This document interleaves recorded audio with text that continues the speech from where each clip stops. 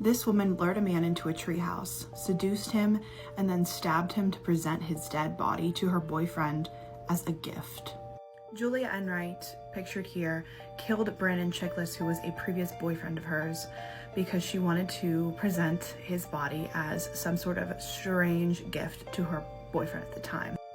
Brandon was stabbed over 10 times, and Julia's boyfriend at the time also had a hand in helping dispose of his body.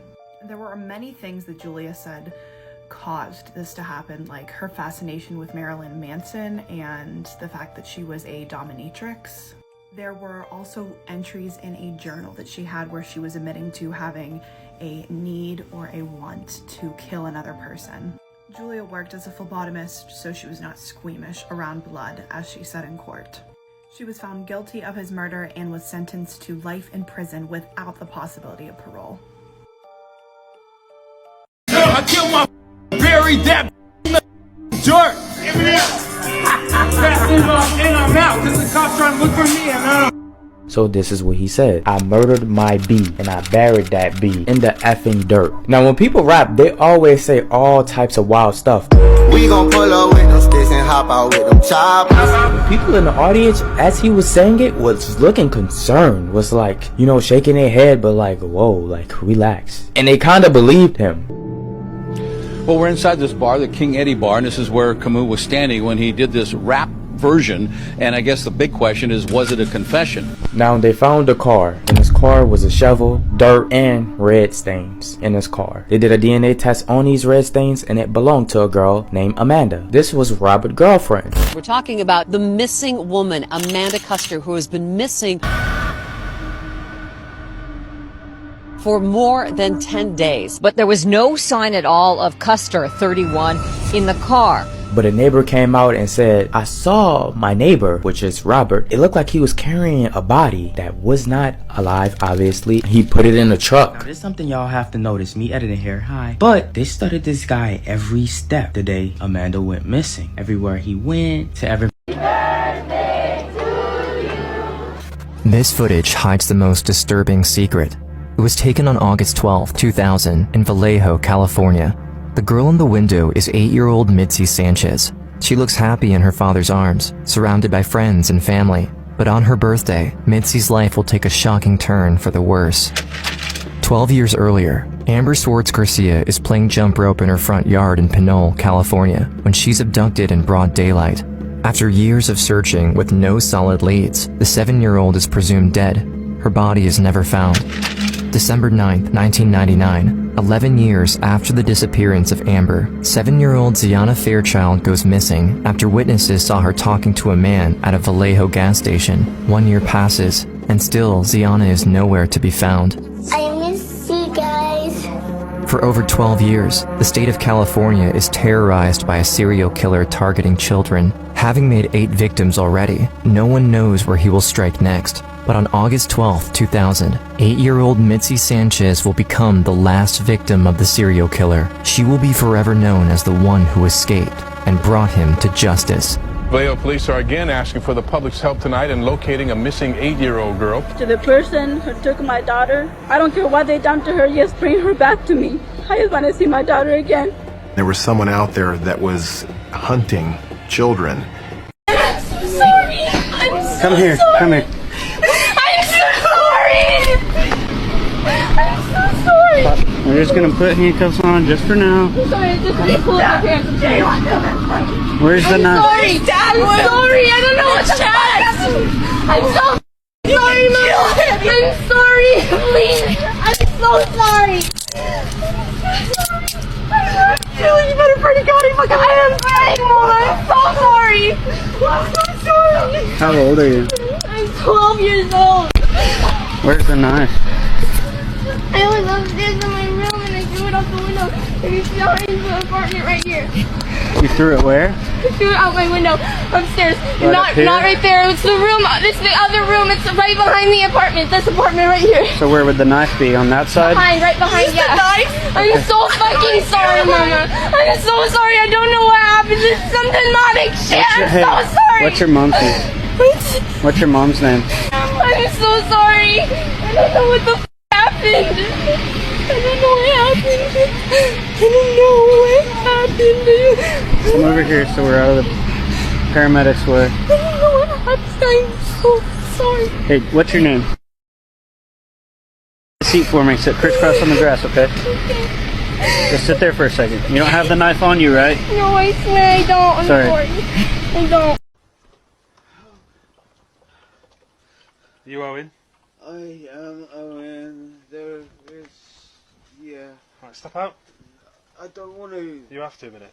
Come out. What do you... No, Yeah, do you come mind out. I have... Please Yeah, don't... come out. I want you to come out. Can you... Yeah, come out. Before restraining me... I'm not going to restrain you. Just come out a minute. Alright? Just stand here a minute. Right, what's happened? She's done herself then. Right. Then striking herself 3, 5... Where is she at the 9, minute? I had to put her in my bed. You had to what? Put her on the bed? She's my love. Okay, put the phone down. At the moment, I don't know what's happened. Alright, so I'm arresting you on suspicion Oh, of murder. please. Alright? What? Yeah, you go in. Give us your hand.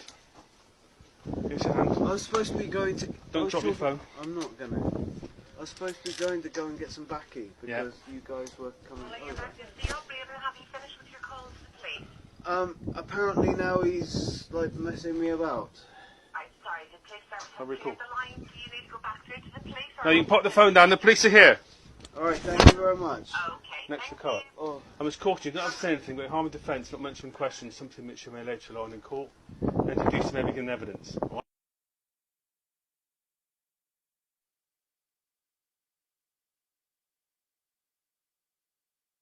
I'm in prison. I'm the third ranking gang member in the state. I control gang movement. I control a lot of stuff. So I wake up in my cell and I'm hungry. And as a prison boss, you get benefits. So I said, I'm hungry. I get up, walk out of my cell. I walk downstairs to the desk, get a guy a head nod. He opens the gate. I walk into the hallway. I start walking down the hallway. I get to the sergeant's desk, get him a head nod. He opens the gate. I walk down the hallway some more. I get to central control, where this is where they control the whole prison. I can't go in central control, but it's from here they control all doors, all everything. I look at the guy. There's a hallway across from him. I give him a head nod. He opens a hallway door. The end of the hallway is a kitchen. I knock on the kitchen door. The guy slides the metal thing back. He looks. He sees it's me. I give him a head nod. They open the kitchen door. Now I'm standing in the prison kitchen. Grills, vats, all the stuff. I turn the two guys over by the grill. I said, yo, make me a hamburger. Turn the other guy, yo, go make me a shake. And I'm standing there chilling like, yo, okay, I'm about to eat. Then this guy comes out of the kitchen, out of the back. Suit jacket on. He says, what are you doing in my kitchen? You're not dressed properly. You're not on my schedule. Who are you? I'm like, slow down. He said, well, who are you? At the time, there was a song out called The Regulator. And I said, I'm the regulator. He says, well, what do you regulate? I said, if you go home or not. First, all this screaming you're doing is not necessary. We can communicate like grown men. And I regulate if you go home in a box or you walk out of here on your 2 feet. That's who I am. And he heard me and he's looking at me to see if I'm joking, but I'm not joking. I'm like, dude, I can you right now. Understand where you are and who you're talking to, because evidently somebody didn't inform you of what's really going on in here. You read the manual or the handbook for staff. That don't matter in here. I decide if you go home, not you. Now, if you don't pay attention, let me help you out. I came through 5 locked doors to get into this kitchen. Everybody in here is doing exactly what I said, including your staff, with no problems and no issue. You got the problem. You're trying to get in my way of eating. I'm not trying to be a tough guy. I'm not trying to be over the top, but this is facts. Right now, they're cooking me a hamburger. You're telling them not to. If I you, you'll be your wife will miss you, your kids will miss you. I'll go to solitary confinement, maybe 5, 6, 7 years. And while I'm in solitary, I don't have a wife. I don't have kids. I'll sit in solitary. I'll do my solitary time. And then they're going to let me out of solitary because I just came out of solitary for trying to kill 8 people. I'll get back out in 7 years. Now I'll be standing back in the same kitchen and they're going to make me a hamburger then. So my only dilemma, which is the question to you, do I get a hamburger today or do I give it in 7 years? It's your call. I'm just hungry and I'm patient. And he's looking at me like, oh my God, nobody's coming to his rescue. I expected to kill him like 5 times in the air shot of like 4 guards. Nobody's moving. I'm like, today or 7 years, brother, it's your call. And he walked over to the grill. He said to the grill man, make him 2. And then he ran into his office and slammed the door and called his wife. Oh my God, what did I get myself into? What they didn't explain to him was prisoners run the prison. They just work there. And it was not me trying to be tough, but he was like in my way of what I wanted. And when people get in my way, you got to deal with it. And there's consequences to everything. He was at war with my hunger and I was going to fight that war. If it meant 7 years to victory, then I'll do 7 years to get to my victory. And he'd have just been a casualty along my way. Have you ever heard of Kiana Griffin? Kiana was obviously very beautiful. She was smart. She was kind. She was everything good in the world. Her grandmother described her as a ride or die. She either liked you or she didn't, but you always knew where you stood.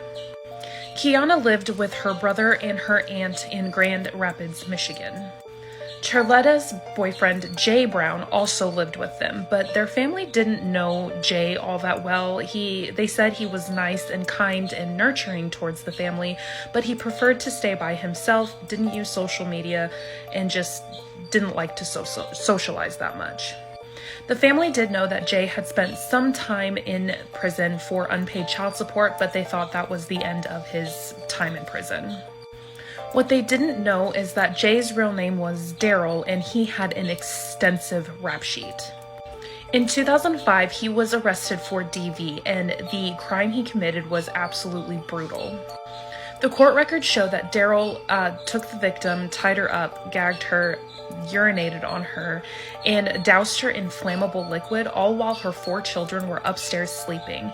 She was only able to escape after she got onto her children's school bus and told the driver to take off. The only reason Daryl avoided extensive prison time was because the victim said he didn't need to be in jail or prison wasn't the right place for him. Even though this was an absolutely brutal assault, he got away with only misdemeanor DV. You would think with such a brutal crime that he would show some signs to Kiana or Charletta, but they didn't see anything. He was kind, sweet, and nurturing the entire time they were together, but things would change very quickly in March of 2019.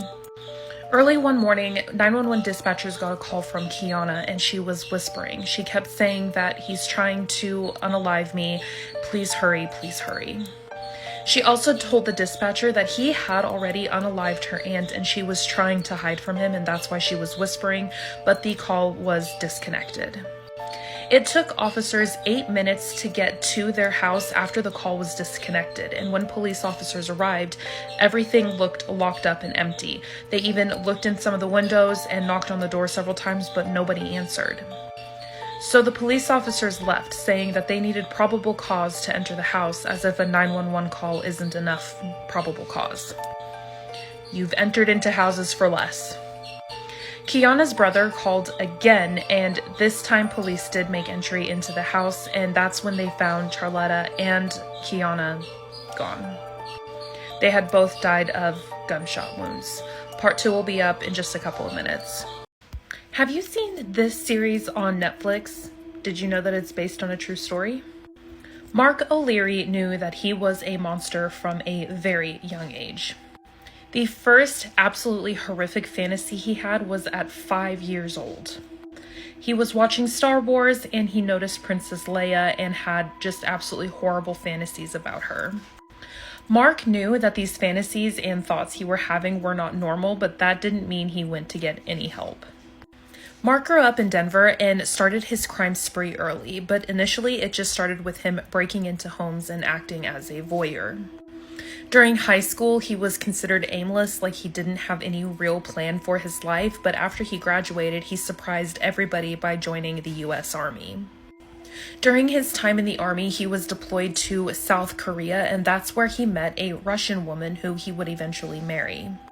They married in 2004, and Mark kept all of his twisted fantasies to himself. He didn't tell his new wife anything, which really isn't that surprising. When Mark went back to the United States, he landed in Washington, and this is when he started to stalk a woman only known as Marie. Marie was living in Linwood, Washington, and she had been a part of the foster system, so she already had a lot of trauma she had to work through. On August 11th of 2008, Mark slipped into her home. Now, he had done this on a few occasions already, so he already knew the entire layout of her house. He broke into Marie's house at about 7 a.m., and that's when he attacked her with her own shoelaces and a kitchen knife. He tied her up, blindfolded her, and gagged her so that she couldn't make any noise. He then viciously essayed her while also scolding her and telling her not to keep her windows open or that now she would be more careful. He also let Marie know that he had been listening to her phone conversations outside for hours. It was after he was done with his heinous crime that he took Marie's identification and put it on her chest and then took pictures of her. And not long after this, Mark would again attack another woman who was a 63-year-old woman, and he had the same MO. The thing is, Marie reported this crime, but police didn't believe her. They said that her stories had inconsistencies, but it would later be found out that these inconsistencies were actually because she had been traumatized by what had happened to her. In fact, they took it so far that they made her confess that she had been lying and then pressed charges against her. Since they deemed Marie's claims fake, they decided that the two essays were not linked. And the case was basically closed. There's more in part 2, and it'll be up as soon as I'm done filming. Is it possible to commit a brutal murder while sleepwalking? Well, according to Scott Flater and some sleep experts, it is. Hi Meg, I talk about true crime. Let's get into this insane case. This all takes place in January of 1997 in a suburban area in Arizona that had little to no crime. Stephanie and Greg, who are a married couple, were at home one night when they heard loud, strange noises coming from the neighbor's house. They thought that someone could maybe be breaking in, and they realized the noise was coming from the neighbor's backyard, so they peered over their fence. That's when they saw 41-year-old Yarm Falater face down next to the pool. Which was very strange, like why is she not on like a lawn chair at least? And Stephanie was like, oh my god, she's probably drank too much and she passed out or something. Let's just leave them be. But Greg had an eerie feeling about it all, so Stephanie went inside and he waited for a bit to make sure she was okay. That's when Yarm's husband, Scott, is seen walking outside. And as he's approaching Yarm, and Greg thought he was gonna help her, he's putting gloves on, which is a little strange. Greg then watched as Scott dragged Yarm and threw her into the pool. For a split second, he was like, oh my god, is he trying to wake her up because she's like drank too much and like she's passed out? That probably would have been better than what he did, because Greg then watched as Scott held her head down in the pool with a really calm demeanor. He was drowning Yarm.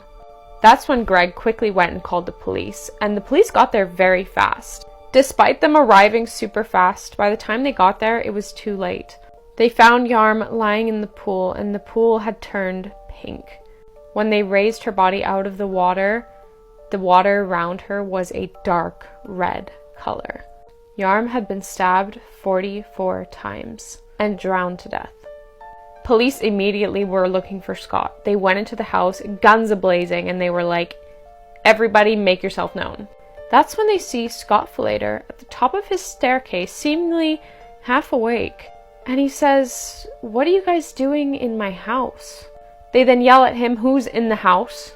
And his response is, my wife and my 2 kids. They had 2 teenage kids at the time.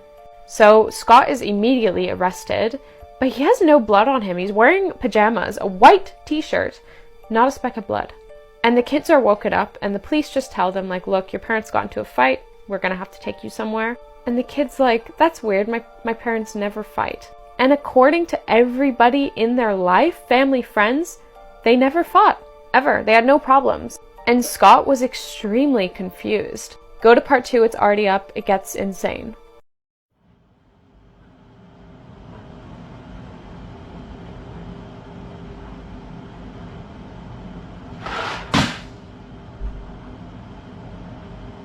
So this girl killed her best friend 11 years ago. She was sentenced to 30 years. And tomorrow, May 9th, she has her first parole hearing, which will possibly get out on parole. And people are pissed.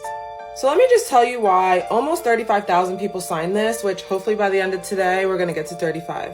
If you believe she shouldn't get out after only 11 years. So let's find out. This is 16-year-old Skylar Neese from West Virginia. She's described by everybody as outgoing, bubbly, and loved by all. In July of 2012, Skylar went missing without a trace. Skylar's parents immediately reported her missing, but unfortunately she was missing for months despite police acting on it quickly, the whole town coming out, investigating and searching for her. They didn't find her for months. In January of 2013, a shocking discovery was made when Skylar's best friends were arrested for her murder. The details that emerged from the investigation are truly horrific. These were her best friends in the whole world, and they had planned this for months. And then they even helped in the investigation, had even gone to Skylar's house multiple times, cried with her family, like the whole nine. They were out there searching for her like they didn't know. They just killed her.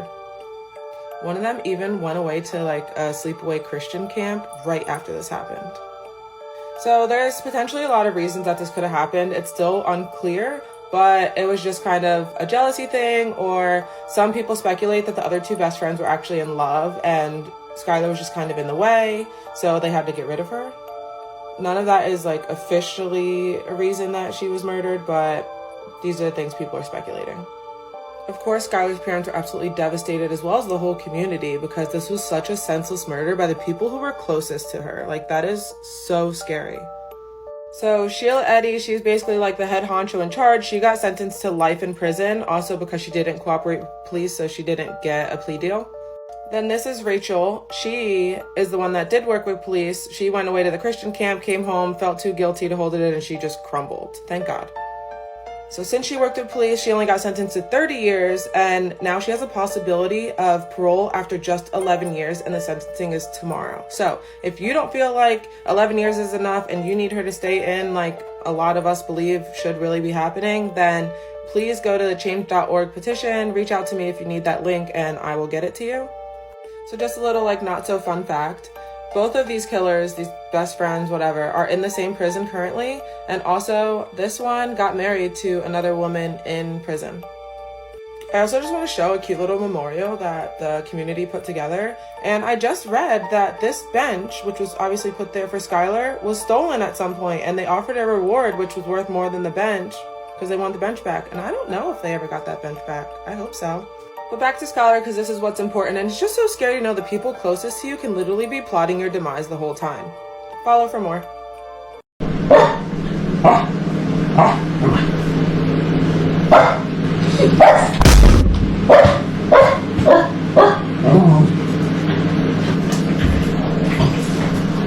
These kids who looked up to you and expected you to be their daddy, like, that's the ultimate betrayal of trust. You know, the Watts family spoke, and of course they're devastated as much as the Ruseks are. It was their intention to introduce themselves as grandparents who had suffered an extraordinary loss, and that they were in as much a shock as anyone, and maybe more so. Our families have been irreparably broken by the needless deaths of Shanann, Bella, Cece, and Nico. This is something we will never get over. We will always mourn the loss of our family, and in that, we are united in our grief. Now to my son, Christopher. I have known you since the day you were born into this world. I have watched you grow from a quiet and sweet, curious child who Bella reminded me so much of, to a young man who worked hard in sports and later mechanics to achieve your goals. You are a good friend, brother, father, and son. We have loved you from the beginning, and we still love you now. Your father and sister and I are struggling to understand why, but we will remain faithful as your family. We love you, and we forgive you, son. The room was not what I had experienced in a courtroom before. It was one of just sadness. Two families who have been absolutely destroyed by the actions of this man. Everyone was grieving in that room. Good morning, Your Honor. Mr. Watts has asked us to share this morning that he is devastated by all of this. And although he understands that words are hollow at this point, he is sincerely sorry for all of this. Thank you. I've been a judicial officer now for starting my 17th year, and I could objectively say that this is perhaps the most inhumane and vicious crime that I have handled out of the thousands of cases that I have seen. Before a judge, Chris Watts pleads guilty to the murder of Bella, Shanann, and Celeste, and also an unlawful termination of a pregnancy, that being his first son, Nico. Deputies, I would respectfully ask that you take this defendant into custody and have him serve the rest of his life in the Department of Corrections. After Christopher Watts was sentenced, there was closure. There was a sense of relief and sadness and disbelief that it could happen in such a small town. I don't know if anyone felt that justice had been served. I don't have grace for him. That's one of the worst betrayals a human can do, is the betrayal of a father to a daughter. So no, I don't selfishly think that he got justice, but I'm grateful that I'm not the judge.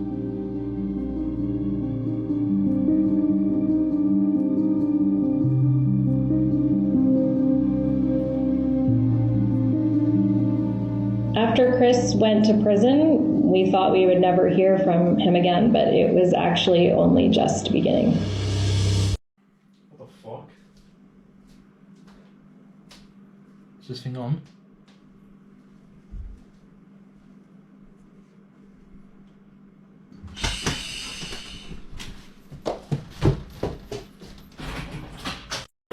You ever heard the name Jennifer Schuett?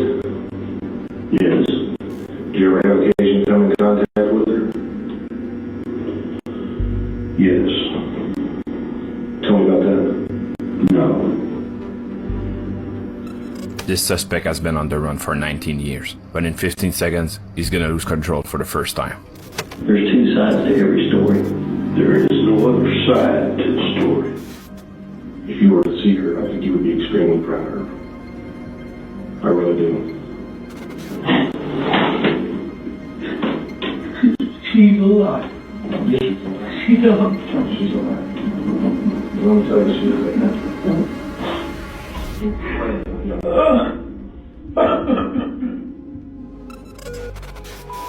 8-year-old Jennifer Schuett, kidnapped, assaulted, silenced, and left for dead. She was only a child at the time, and lost the ability to speak after she was horribly wounded by her attacker. But she survived, remembering every details, and went on to solve her own case, finally putting an end to Dennis L. Bradford's reign of terror. I wanted to help because I was the only living witness. In the small town of Dickinson, Texas, curious little girl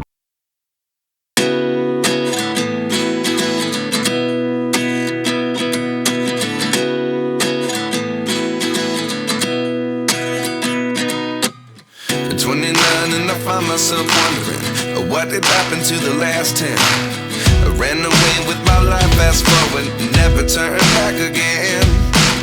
It's kind of funny that the more we pass time, the more we need to set them rewind. And 19 was the year I had to leave you, but now I'm seeing all the signs. Is this really happening? I can't believe it's true. I'm just as surprised as you. Is this really happening? I can't be too sure, but one day I'll be yours again.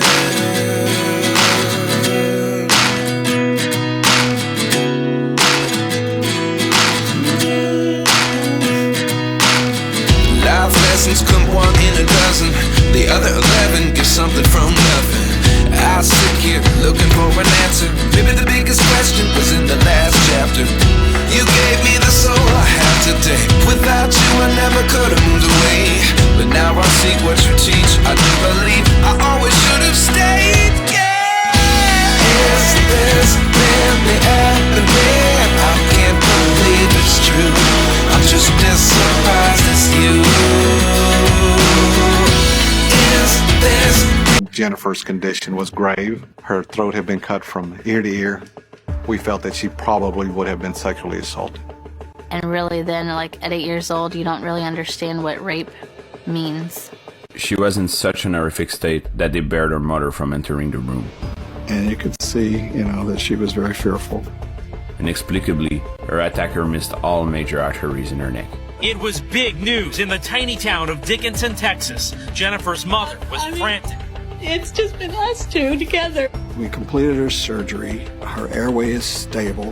When Jennifer regained consciousness after the surgery, her behavior suddenly changed. I was kind of a hard patient to deal with. because I had a lot of male doctors and I was scared of males. The Dickinson Police Department dispatched a whole squad to serve her room in the hospital. With this, plus all the male doctors and staff,